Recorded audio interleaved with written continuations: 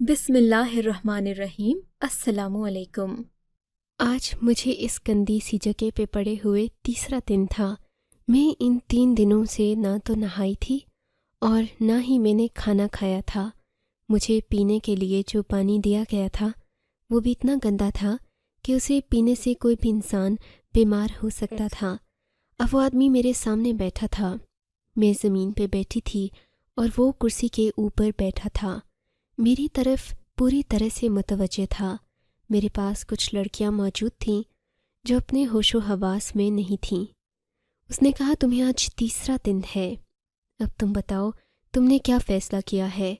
میرے دماغ میں بہت کچھ چل رہا تھا، میرے ہاتھ پاؤں بری طرح کانپ رہے تھے، میرے وجود پہ گندگی لگی ہوئی تھی، مجھے میرے اپنے وجود سے بدبو آ رہی تھی، اور اس وقت میں ایک ٹائم کے اچھے کھانے کے لیے کچھ بھی کر سکتی تھی، کیونکہ میں نے پورے 3 دن سے کھانا نہیں کھایا تھا۔ اس لیے کہا کہ بولو، میرے پاس پورا دن نہیں ہے، بتاؤ کہ تم نے کیا فیصلہ کیا ہے؟ جو کام ہم تمہیں کرنے کے لیے کہہ رہے ہیں، کیا تم اپنی مرضی سے کرو گی؟ میں نے ہاں میں سر ہلایا اور کہا، ہاں، تم جو کہو گے میں کروں گی، بس مجھے اچھا سا کھانا کھلا دو، مجھے یہاں سے نکال دو، یہاں پر بہت بدبو ہے، مجھے بہت ڈر لگ رہا ہے۔ اس نے کہا، ٹھیک ہے، تو پھر اس کاغذ پہ سائن کر دو، اعتراف کرو کہ جو کچھ ہم تمہیں کہیں گے وہ تم اپنی مرضی سے کر رہی ہو۔ میں نے فوراً وہ کاغذ پکڑا اور کانپتے ہاتھوں سے اس کے اوپر دستخط کر دیے۔ اس کے بعد مجھے اس جگہ سے نکال کے دوسری جگہ پہ بھیج دیا گیا، اور جب میں نے سامنے کا منظر دیکھا تو میں حیران رہ گئی۔ مخملی بستر، پردے، کمرے سے اٹھنے والی خوشبو اور سامنے کھانے کا ڈھیر مجھے ایک طرف جانے کا اشارہ کیا۔ یہاں پر باتھ روم تھا، ظاہر کرنا تھا، میرے لیے خوبصورت لباس تھا، اور مجھے ابھی تک وہ کھانا نظر آ رہا تھا۔ میں جلدی نہا دھو کے صاف ہو گئی، کھانا کھانے بیٹھ گئی۔ میں نے پیٹ بھر کے کھانا کھایا، 3 دن سے بھوکی تھی، سکون آ گیا۔ لوگ کہتے ہیں نا کہ زندہ رہنے کے لیے محبت ضروری ہے، عزت ضروری ہے، گھر ہونا چاہیے، پیسے ہونے چاہیے، وہ سب اپنی جگہ، لیکن اگر انسان کھانا نہ کھائے تو وہ کہیں کا نہیں رہتا۔ میں نے جب پیٹ بھر کر کھانا کھا لیا تو انہوں نے کہا کہ اب کام پہ لگا دیا جائے۔ میں حیران ہوئی، میرے چہرے سے مسکراہٹ اور سکون اڑ گیا، کیونکہ تھوڑی دیر کے بعد میرے کمرے میں ایک ایسا شخص داخل ہوا جس کا قد اچھا خاصا تھا۔ اس نے ایسی بات بتائی کہ میں حیران رہ گئی۔ میرا نام سمیرہ تھا، مجھے پیسے کمانے کا بہت شوق تھا، کیونکہ میرے بابا اس دنیا میں نہیں تھے اور مجھے اپنے بہن بھائیوں کے لیے کچھ نہ کچھ کرنا تھا۔ بابا اس دنیا میں نہیں تھے اور مجھے اپنے بہن بھائیوں کے لیے کچھ نہ کچھ کرنا تھا۔ میں 9ویں کلاس میں تھی، جب سے پیسے کما رہی تھی، کبھی کسی کے بچے کو اسکول میں ٹیوشن پڑھا دیتی، کبھی کسی کے گھر کا کام کرتی، کبھی کسی کا بچہ سنبھالتی، تو کبھی کسی کے گھر جا کے برتن دھو دیتی۔ کچھ باتوں کے بارے میں امی کو بتاتی تھی، کچھ کے بارے میں نہیں بتاتی تھی، پر کسی نہ کسی طرح پیسے کماتی تھی۔ لڑکیوں کو مہندی لگاتی تھی تو اس سے بھی پیسے کما لیتی تھی۔ میں نے FA کر لیا۔ میں کہتی تھی اب میری کوئی نوکری لگ جائے، کیونکہ BS کرنے کے بعد میرے پاس پیسے نہیں تھے، مجھے جلد از جلد پیسے کمانے تھے، کیونکہ میرے پیچھے کھانے والے بہت تھے۔ پھر میرے ایک رشتہ دار نے بتایا کہ کچھ لڑکیوں کو دبئی بھیجا جا رہا ہے، وہاں پر بہت اچھی نوکریاں ہیں۔ میری امی نے کہا کہ دبئی میں کیسی نوکریاں ہیں، وہاں پہ لڑکیاں کیا کام؟ کو سمجھاتا ہوں، یہاں سے جو لوگ وہاں چلے جاتے ہیں نا، تو ان کو پھر ادھر کے کھانے اور ادھر کے کلچر کی بڑی یاد آتی ہے، لیکن وہاں جا کے کام میں اتنے مصروف ہو جاتے ہیں کہ اپنے گھر کے کام نہیں کر سکتے، تو انہیں ایسی ہی عورتیں چاہیے ہوتی ہیں جو پاکستانی کھانا بنا سکیں۔ وہاں پہ پاکستانی کھانا بڑا مشہور ہے، اس لیے ادھر سے عورتوں کو بھیجا جاتا ہے۔ ایسی لڑکیاں چاہیے جو گھر میں کھانا بنائیں، گھر بھی سنبھالیں، ان کے گھر کو پاکستانی گھر کی شکل دیں، تاکہ ان کے بچوں کی تربیت اچھی ہو سکے اور وہ اپنی تہذیب سے دور نہ جائیں۔ اس آدمی نے بڑے طریقے اور سلیقے سے بات یہ سمجھائی تھی۔ امی کو یہ بات بہت اچھی لگی۔ امی نے کہا، پہلے کتنی لڑکیاں گئی ہیں؟ اس آدمی نے کہا، ہر ہفتے 3 لڑکیاں جاتی ہیں۔ آپ کہتی ہیں تو میں آپ کی بیٹی کا نام اس ہفتے جانے والی 3 لڑکیوں میں لکھ لیتا ہوں۔ امی نے کہا سنا ہے کہ وہاں پہ جانے کے لیے پاسپورٹ، پیسے، یہ سب کچھ بھی لگتا ہے۔ اس نے کہا ہاں وہ بھی لگتا ہے، کیونکہ وہ سب کچھ ہم خود بنا لیں گے، اور پھر آپ کی بیٹی کی تنخواہ میں سے ہر مہینے کچھ پیسے کاٹتے رہیں گے۔ اس طرح ہمارے پیسے بھی پورے ہو جائیں گے اور آپ کی بیٹی کو نوکری بھی مل جائے گی۔ میری امی نے مجھ سے بات کی۔ میں تو پہلے ہی جانے کے لیے بلک رہی تھی۔ کھانا تو میں اچھا بناتی تھی، مجھے تو بس پیسے کمانے سے مطلب تھا۔ نہ تو میری نیت بری تھی، نہ ہی میں نے کچھ اور سوچا۔ شکل و صورت کی میں خوبصورت تھی، دبلی پتلی تھی، سمجھدار تھی۔ ابھی عمر ہی کیا تھی، ابھی میں نے ایف اے کیا تھا، میں تو صرف 20 سال کی تھی۔ وہ آدمی بھی بھروسے والا تھا، وہ یہ کام پہلے بھی کر چکا تھا، ہمارا رشتہ دار بھی تھا، ہمارے لیے کچھ برا نہیں سوچ سکتا تھا۔ اس نے ان 2 لڑکیوں سے بھی مجھے ملوایا جو میرے ساتھ ہی جانے والی تھی۔ ایک تو میرے محلے کی تھی اور ایک دوسرے محلے کی۔ وہ لوگ بھی میرے ساتھ تھیں۔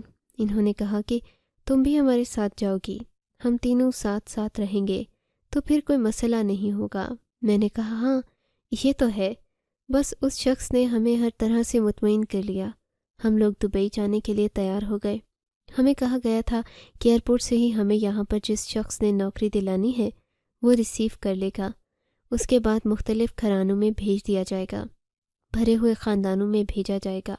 وہاں پہ عورتیں بھی ہوں گی اور ہمارا کام گھر کو سنبھالنا اور کھانا پکانا ہوگا۔ لیکن ہم لوگ تب حیران رہ گئے جب ہمیں ایک ہی جگہ پہ بھیجنے کے لیے ایک عجیب سی گاڑی لینے کے لیے آئی۔ اس گاڑی کے پیچھے تو سیٹس ہی نہیں تھیں، ایسا لگتا تھا کہ گاڑی میں جانور لے جائے جاتے ہیں۔ ہم لوگ بڑے پریشان ہو رہے تھے کہ یہ سب کیا معاملہ ہے، جب ہمیں اتنی عزت سے یہاں لائے ہیں، سارے پیسے خود بھرے ہیں، ٹکٹ کے پیسے خورے ہیں، تو اب یہ کیا کہ ایک گاڑی کا انتظام نہیں کر سکتے تھے۔ خیر ہم اس گاڑی میں بیٹھ گئے۔ تھوڑی دیر کے بعد ہمیں کسی جگہ پہ روک دیا گیا، لیکن ابھی باہر سے کچھ دکھائی نہیں دے رہا تھا کیونکہ رات کا وقت تھا، پر عجیب سی بدبو آ رہی تھی جیسے کسی جانور سے آتی ہے۔ میں نے کہا کہ کیا ہے، ہمیں کس جگہ لے آئے ہیں؟ وہ لڑکیاں بھی پریشان ہوتی ہیں۔ انہوں نے کہا ہاں لگتا ہے کچھ گڑبڑ ہے۔ جب ہم باہر نکلے تو سامنے کا منظر دیکھ کے حیران رہ گئے۔ پیروں کے نیچے سے کیچڑ محسوس ہونے لگا، کانوں میں گھوڑوں کی آوازیں سنائی دینے لگیں، ناک میں ایسی بدبو گئی کہ منہ پہ ہاتھ رکھنا پڑ گیا، کیونکہ یہ کچھ اور نہیں بلکہ گھوڑوں کا استبل تھا۔ انہوں نے ہمیں آڑے ہاتھوں لیا۔ پہلے تو ہمیں عزت سے بلا رہے تھے، اب کہا کہ چلو یہاں سے آگے بڑھو۔ ہلکے ہلکے دھکے دینے لگے، آگے آگے کرنے لگے۔ پھر ایک جگہ سا چھت کے ساتھ لگا ہوا تھا، بیچ میں دیوار نہیں تھی، آس پاس گھوڑے کھڑے تھے، نیچے سوکھی گھاس پڑی تھی، سائڈ پہ ایک پانی کا مٹکا پڑا ہوا تھا۔ ہمیں لگتا ہی نہیں تھا کہ یہ دبئی ہے، ایسا لگ رہا تھا کسی گندے سے گاؤں میں آ گئے ہیں۔ انہوں نے کہا ادھر ہی بیٹھ جاؤ۔ وہ آدمی وہاں سے چلا گیا، لیکن دوسرا آدمی ہمارے آمنے سامنے کھڑا تھا، ایسا لگتا تھا وہ پہرے پہ کھڑا ہے۔ وہ لڑکیاں کافی ڈری ہوئی تھیں اور میں بھی پریشان ہو رہی تھی کیونکہ یہ جگہ ٹھیک نہیں لگ رہی تھی۔ تھا تو یہ وہی آدمی جس نے ہمیں نوکریاں دلوانی تھیں، پر ہمیں یہاں کیوں لے کر آیا تھا، کیوں آیا تھا؟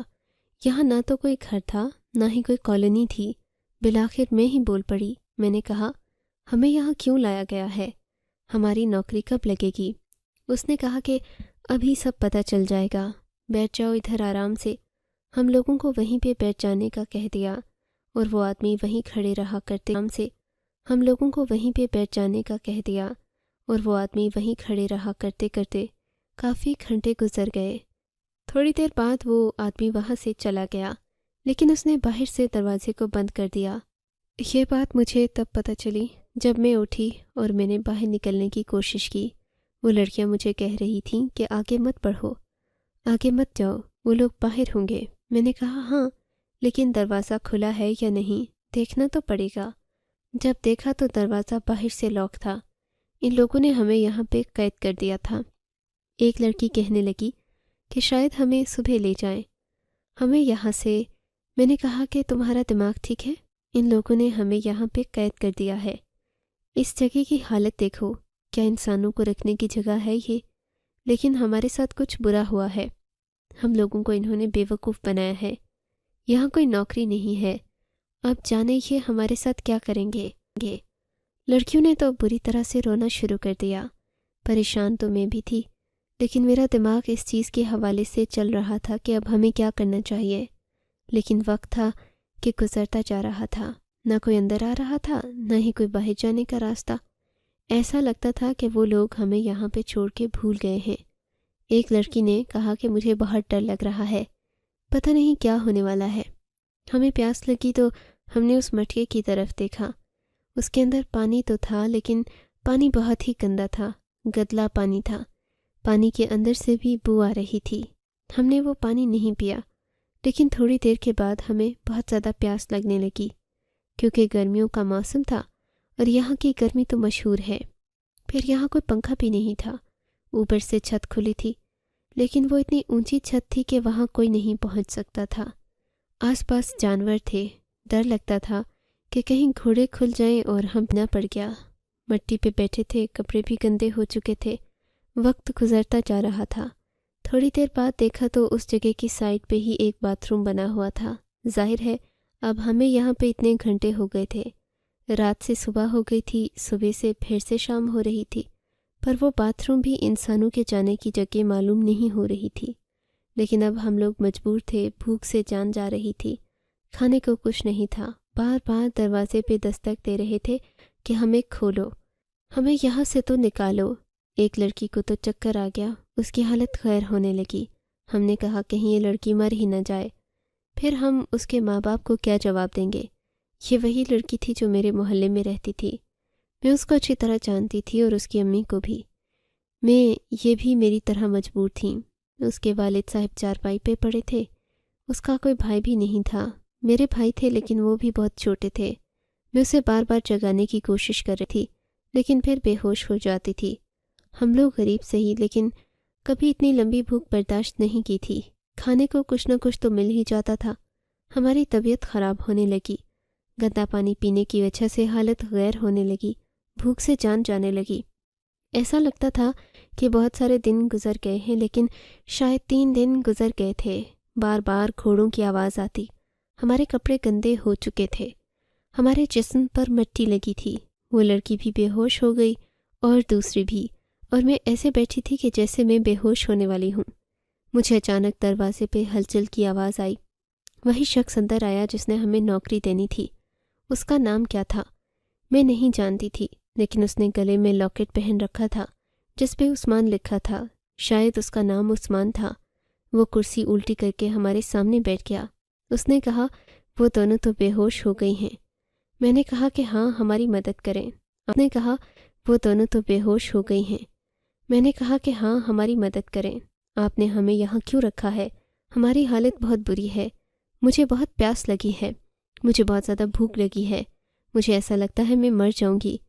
اس نے کہا کہ 3 دن تک بھوکا رہنا کوئی آسان کام نہیں ہوتا، اور پینے کو جب صرف گندا پانی ہو، آپ دوسرے شہر میں بیٹھے اور آپ کو یہ بھی بتایا نہ جا رہا ہو کہ آپ کے ساتھ کیا ہونے والا ہے، تو ایک انسان عجیب طرح کی ٹینشن میں آ جاتا ہے اور پھر الٹے سیدھے فیصلے کر لیتا ہے۔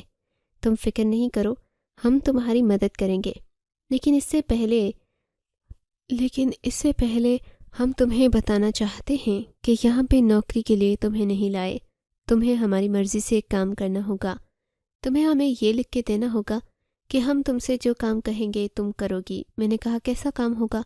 میں کچھ بھی کرنے کو تیار ہوں، بس مجھے یہاں سے نکالو۔ مجھے میری امی کو بتانا تھا کہ میں وقت سے پہنچ گئی یا نہیں۔ میں نے ان کو فون بھی نہیں کیا، وہ کتنی پریشان ہو رہی ہوں گی۔ مجھے تھوڑا سا کھانا دے دو، میں نہانا چاہتی ہوں، کپڑے بدلنا چاہتی ہوں، مجھے اپنے آپ سے نفرت ہو رہی ہے۔ 3 دن تک اس گندی سی جگہ پر بھوکے پیاسے گزار کر میرے دماغ کی حالت بہت عجیب ہو گئی تھی۔ جب انہوں نے مجھے کہا کہ بس ہم جو کہیں گے تمہیں وہ کرنا ہوگا، تو میں نے کہا کہ میں کچھ بھی کروں گی۔ انہوں نے کہا ایسے نہیں، تمہیں ہمیں یہ سب لکھ کے دینا ہوگا تاکہ تم بعد میں ہم سے شکایت نہ کر سکو۔ میں نے کہا میں لکھ کے دینے کو تیار ہوں۔ میں نے سب کچھ لکھ کے دیا کہ جو لوگ مجھے یہاں لے کر آئے ہیں اب میں ان کے حوالے ہوں، وہ جو مجھے کہیں گے میں کروں گی۔ میں کوئی جواب سوال نہیں کر سکتی اور کبھی زندگی میں ان پہ کوئی کیس بھی نہیں کر سکتی۔ انہوں نے مجھ سے دستخط کروا لیے اور باقی 2 لڑکیوں کو جگا کے ان کو بھی یہ سب کچھ بتایا اور ان سے بھی دستخط کروا لیے۔ اس کے بعد انہوں نے مزید 4-5 گھنٹے کے لیے ہمیں وہیں پہ چھوڑ دیا۔ ہوش ہی نہیں تھی، شاید ہمیں کمزوری کی وجہ سے بار بار غشی آ رہی تھی، لیکن جس جگہ ہمیں لے کے گئے تھے سامنے کا منظر دیکھ کے حیران رہ گئی۔ ان لڑکیوں کو ان کے کمروں کی طرف روانہ کر دیا اور مجھے ایک عورت نے بڑی عزت سے کمرے کی طرف جانے کا اشارہ کیا۔ جب میں نے سامنے دیکھا تو میرے قدموں تلے سے تو زمین ہی نکل گئی۔ مخملی پردے تھے، صاف ستھرا کمرہ تھا، شیشے کی کھڑکی تھی جس سے بہت ہی خوبصورت منظر دکھائی دے رہا تھا۔ اونچی اونچی عمارتیں تھیں اور کمرے میں سے کھانے کی بہت اچھی خوشبو آ رہی تھی۔ جب میں نے ایک طرف دیکھا تو ٹیبل پہ ہی کھانا پڑا تھا۔ میں پاگلوں کی طرح کھانے کی طرف بھاگی تو اس عورت نے کہا کہ ارے آپ پہلے کپڑے تو بدل لیں، منہ ہاتھ تو دھو لیں، اس کے بعد کھانا کھا لیجئے گا، یہ کھانا آپ ہی کے لیے لگایا ہے۔ میں نے کہا سچ یہ کھانا میرے لیے ہے؟ میری تو آنکھیں بھر آئی تھیں۔ اس نے کہا ہاں ہاں یہ کھانا آپ کے لیے ہی ہے۔ سچ یہ کھانا میرے لیے ہے؟ میری تو آنکھیں بھر آئی تھیں۔ اس نے کہا ہاں ہاں یہ کھانا آپ کے لیے ہی ہے، آپ فکر نہیں کریں، بس پہلے نہا دھو کر کپڑے بدل لیں۔ میں نے کہا ہاں ہاں مجھے نہانا ہے۔ میں باتھ روم میں چلی گئی۔ باتھ روم بھی بہت خوبصورت تھا، بالکل ویسا جیسے بڑے بڑے ہوٹلوں میں دکھایا جاتا ہے۔ اندر بہت اچھے کپڑے بھی پڑے تھے، خوشبو بھی پڑی تھی۔ میں نے اپنے آپ کو صاف ستھرا کیا، کپڑے بدلے، خوشبو لگائی۔ استبیلے اور استبل کی بدبو گویا میری روح تک پہنچ گئی تھی۔ ایسا لگتا تھا کہ زندگی بھر یہی بدبو محسوس ہوتی رہے گی، لیکن اب خود سے اچھی خوشبو آ رہی تھی۔ ہاتھ منہ دھو کر نہا دھو کر بیٹھی تھی، کھانا میرے سامنے موجود تھا۔ میں نے پاگلوں کی طرح کھانا کھایا۔ اتنا کھانا تو میں نے زندگی میں کبھی نہیں کھایا تھا۔ ہر چیز کو چکھنا چاہتی تھی۔ معلوم ہوتا تھا کہ یہ سارا کھانا زیتون کے تیل میں بنایا گیا تھا۔ تازہ بنا ہوا گوشت تھا، نرم نرم روٹیاں تھیں، پیزا تھا، برگر تھے، کباب تھے، ٹکے تھے، بکرے کا گوشت تھا، نہ جانے کیا کچھ تھا۔ اتنا کچھ کہ سوچا تھا سب کھا لوں گی، پر جلدی ہی نیت بھر گئی۔ پینے کو بھی بہت اچھے اچھے لذیذ مشروب تھے۔ نیت بھی بھر گئی، پیٹ بھی بھر گیا، گویا سکون آ گیا۔ سیدھا سر کر کے کرسی پہ بیٹھی تھی، ہلکی ہلکی نیند آنے لگی جب اچانک سے ہی وہ عورت میرے سامنے آ کے کھڑی ہو گئی۔ اس نے کہا ابھی سونے کا وقت نہیں ہے، رات ہونے والی ہے، آپ نے کہا تھا آپ کام کریں گی، آپ میرے دماغ کے دروازے کھل گئے ہیں۔ میں نے کہا ہاں، میں نے کہا تھا کہ لیکن کون سا کام؟ یہ انہوں نے بتایا نہیں تھا۔ کیا تمہیں پتہ ہے کہ کام کیا ہے؟ اس نے کہا کام بہت اچھا ہے، ایسا کام جو ہر عورت کرنا چاہتی ہے۔ میں نے کہا اچھا کیا میں اپنی امی سے فون پہ بات کر سکتی ہوں؟ کیا مجھے کوئی فون مل جائے گا؟ لیکن پہلے کام کرنا ہوگا۔ میں نے کہا میں نے اتنا اچھا کھانا کھایا کہ مجھے نیند آ رہی ہے۔ اس نے کہا ہاں ایسا ہوتا ہے، خیر زیادہ وقت نہیں لگے گا، آپ بعد میں سو جائیے گا۔ وہ بڑے اچھے طریقے سے بات کر رہی تھی۔ اس نے کہا لیکن پہلے آپ کو تھوڑا سا تیار کرنا پڑے گا، اس کے بعد آپ کو کام بتائیں گے۔ میں نے کہا ٹھیک ہے۔ اس نے میرا تھوڑا میک اپ کیا، میرے بال سنوارے، پھر مجھے خوشبو لگائی۔ اس نے کہا ہاں اب آپ ٹھیک لگ رہی ہیں۔ میں نے کہا لیکن میں نے تو گھر کے کپڑے پہن رکھے ہیں۔ اس نے کہا کپڑوں کا مسئلہ نہیں ہے، بس آپ کو شکل سے خوبصورت لگنا ہے، ویسے آپ ہیں کافی پیاری۔ اس نے کہا کہ آپ ادھر ہی بیٹھیے گا، سو مت جائیے گا، میں ابھی آتی ہوں۔ وہ دروازہ باہر سے بند کر کے چلی گئی۔ ظاہر ہے یہ لوگ ابھی ہم پہ بھروسہ نہیں کر رہے تھے۔ میں سوچ رہی تھی کہ دوسری لڑکیوں کے ساتھ بھی یہی معاملہ ہوگا، انہوں نے بھی اچھا کھانا کھایا ہوگا، ان کو بھی سکون آ گیا ہوگا، اچھی حالت میں ہوں گی۔ میں انتظار ختم تو ہو گیا، ہمیں تو لگتا تھا کبھی ختم ہو ہی نہیں سکتا، ہم وہیں پہ پڑے رہ جائیں گے۔ تھوڑی دیر بعد باہر سے ہلچل کی آواز آئی اور دروازہ کھل گیا، لیکن یہ دیکھ کے میں حیران رہ گئی کہ اندر ایک آدمی داخل ہوا۔ اس آدمی کا قد کم سے کم بھی 6 فٹ تھا، شکل میں بالکل کالا لگ رہا تھا، شاید ادھر کا ہی رہائشی تھا۔ وہ آ کے سامنے کرسی پہ بیٹھ گیا اور عجیب سی نظروں سے دیکھنے لگا، نہ کچھ بول رہا تھا نہ میری طرف بڑھ رہا تھا۔ مجھے بڑا عجیب لگ رہا تھا، میں تو خاموش رہی۔ میں نے کہا یہ کون ہے؟ کیوں یہاں آ کے بیٹھ گیا؟ کیا یہ غلطی سے آ گیا ہے؟ شاید اس کمرے کو اپنا کمرہ سمجھ رہا ہے۔ وہ مجھے سر سے پاؤں تک گھورنے لگا، دل ہی دل میں مسکرا رہا تھا۔ پھر فون کر کے کسی سے باتیں کرنے لگا۔ مجھے اندازہ ہو گیا کہ اس کو میری زبان نہیں آتی، کیونکہ وہ عربی میں باتیں کر رہا تھا، لیکن اس انداز سے باتیں کر رہا تھا کہ جیسے کسی چیز کو دیکھ کے بہت خوش ہو گیا ہے، کہہ رہا تھا واللہ واللہ، بار بار یہ لفظ بول رہا تھا۔ کبھی دل پہ ہاتھ رکھتا، کبھی مجھے دیکھ کے ٹھنڈی آہیں بھرتا۔ میں اٹھ کے باہر جانے لگی۔ وہ فون پہ مصروف تھا۔ میں نے کہا یہ اپنی باتیں کرتا رہے، میں یہاں سے چلی جاتی ہوں۔ لیکن جیسے ہی میں جانے لگی، اس نے میرا ہاتھ پکڑ لیا اور فون بند کر کے میری طرف متوجہ ہوا۔ میں نے کہا میرا ہاتھ ہے، چھوڑو۔ پھر سے کچھ بولنے لگا۔ میں نے کہا تم کون ہو؟ کہاں سے آ گئے ہو؟ یہ میرا کمرہ ہے۔ اس نے میری کوئی بات نہیں سنی۔ میری آنکھوں کے سامنے تو اچانک سے اندھیرا چھا گیا۔ مجھے ایسا لگا جیسے مجھے چکر آ رہے ہیں۔ جب صبح میری آنکھ کھلی تو وہ دونوں لڑکیاں میرے پاس بیٹھی تھیں۔ ان کی حالت بھی مجھے ایسی لگ رہی تھی۔ انہوں نے ایسے ہی ریشمی کپڑے پہن رکھے تھے، ان کے وجود سے بھی خوشبو آ رہی تھی، لیکن ان کی آنکھیں ایسی ہو چکی تھیں جیسے ان کے اندر زندگی نہیں ہے۔ پھر بھی وہ یہاں پر بیٹھی ہوئی تھیں۔ مجھے ہوش میں آتا دیکھ کر انہوں نے کوئی رد عمل نہیں دیا۔ میں نے کہا تم لوگ ٹھیک ہو؟ مجھے ایسا لگ رہا تھا جیسے میں نے کوئی برا خواب دیکھا تھا۔ انہوں نے کہا وہ خواب نہیں تھا، حقیقت تھی۔ جب اس لڑکی نے یہ لفظ بولا تو میرے قدموں تلے سے زمین نکل گئی، جس کو میں خواب سمجھ رہی تھی۔ اگر وہ حقیقت تھی تو پھر یہ حقیقت بہت بری تھی۔ ہم سب کے ساتھ بہت برا ہو گیا تھا۔ میں نے کہا اس کا مطلب؟ اس نے کہا ہاں، اس کا مطلب ہے کہ انہوں نے ہمیں پھر سے بیوقوف بنایا۔ ہم اتنی پاگل تھیں کہ بیوقوف بن گئیں۔ انہوں نے جان بوجھ کے ہمیں اس جگہ پر رکھا، ہمارے دماغ کو معاف کر دیا، کھانے سے دور رکھا، بدبوجات جگہ پہ رکھا، ہمیں گندا پانی پلایا تاکہ دماغ بالکل بند ہو جائے۔ اس کے بعد یہ جیسا چاہیں ہم سے ویسا فیصلہ کروا سکیں، اور یہ کامیاب ہو گیا۔ اب ہم نہ تو ان کے خلاف جا سکتے ہیں، نہ ہی کسی سے بات کر سکتے ہیں، اور نہ ہی کسی سے ان کی شکایت کر سکتے ہیں۔ یہ دبئی کا ایک بہت بڑا ہوٹل ہے، لوگ رہنے کے لیے آتے ہیں۔ یہ دوسرا ہوٹل ہے۔ جب اس لڑکی نے یہ بات کی تو میں حیران رہ گئی۔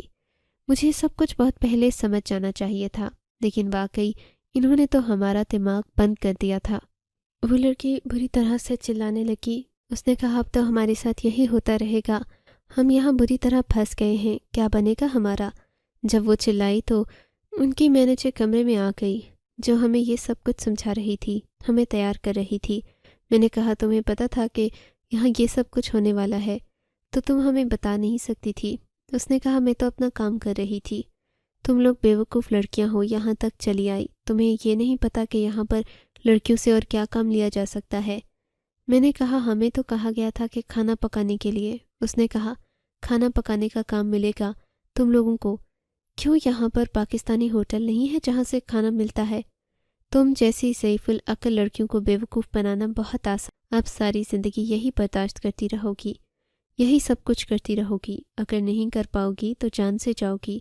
ایسا لگ رہا تھا ہم ہمیشہ کے لیے یہاں پھنس گئے ہیں۔ پورے 11 مہینے گزر گئے، ہماری حالت بری تھی، اپنے آپ سے نفرت ہو گئی، دل کرتا تھا کہ جان دے دیں، پر یہ لوگ مرنے بھی نہیں دیتے تھے۔